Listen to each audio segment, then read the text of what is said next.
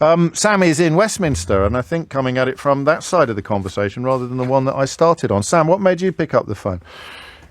So I've got a YouTube channel, James, and I make a living going about and filming predominantly police officers, but public servants conducting, he's doing their job essentially. And obviously I'm coming from the other side where I think that place and time where I think it's beneficial and it should be done, and I think people in public service should expect it to happen as part of sort of oversight from the public. Where did the idea come from? When did the idea occur to you? So I used to watch other people making similar type of content, and I felt that I could sort of add something to the conversation.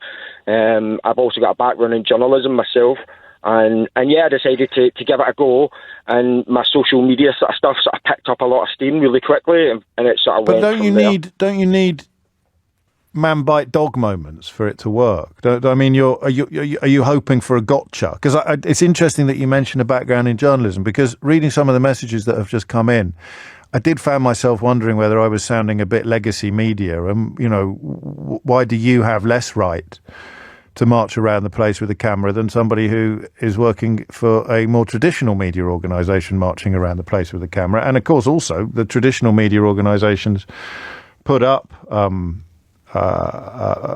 requests for footage. So what do you consider to be a win? When do you think to yourself, oh, I'm really glad? What works best? Well, look, I'm going to be brutal about it. What kind of footage do you make the most money from? So you sort of hit the nail on the head when you said the sort of gotcha moments. Those are the ones that tend to sort of go viral really quickly. Yeah. But ultimately, my ultimate aim is to go to highlight sort of public services. But give me an example. Give me an example of a gotcha moment. Give me an example of something that like one of your wins. Moment, I wouldn't call it a win, because I don't think. Well, financially, it is a win, but. Financially, an example would be I filmed a police station where I was stopped and searched officers who misused terrorism legislation to conduct that stop and search. Yeah. And they were ultimately sort of, they had to, I can't say that they were found liable, they settled out of court. A video as well garnered, I think it was nearly 500,000 views. That was probably one of my best performing videos.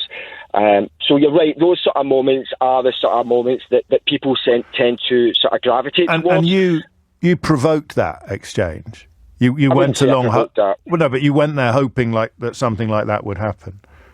No, my ultimate aim is to go and highlight our public services. But what were the police doing? What were the police doing at the time?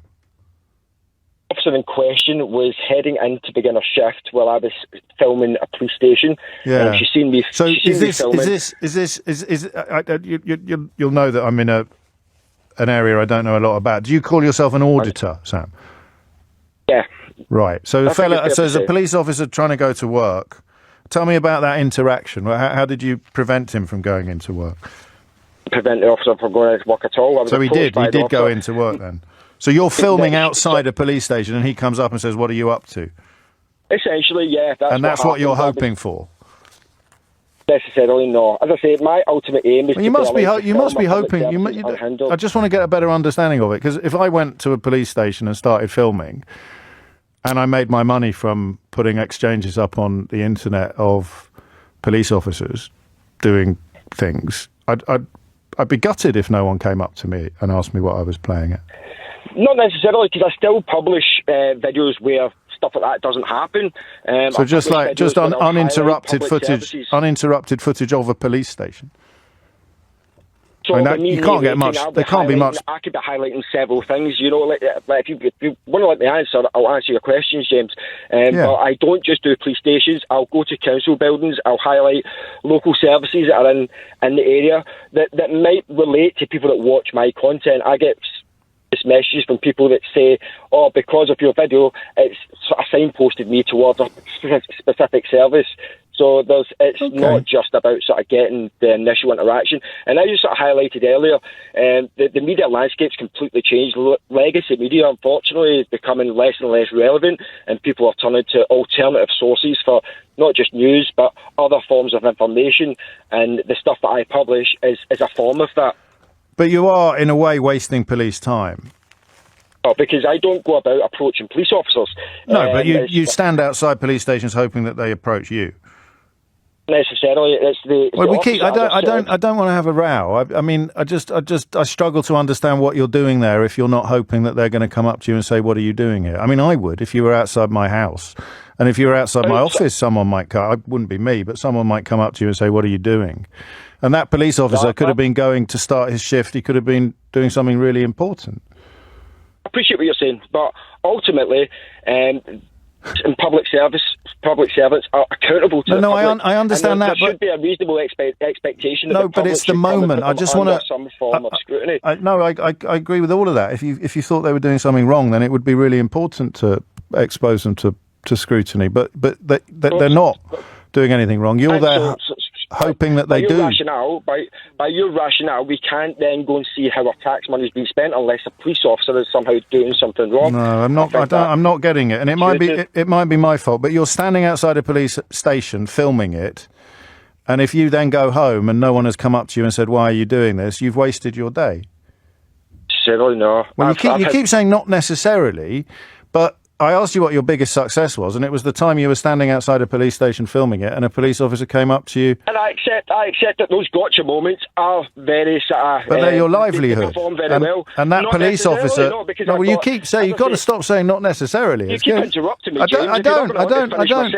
No, you finished all your sentences. Answer you. Yes. Well, just answer me this: why are you there filming a police station when there's no people around? Because people want to see how our tax money is being spent, see what local services are available.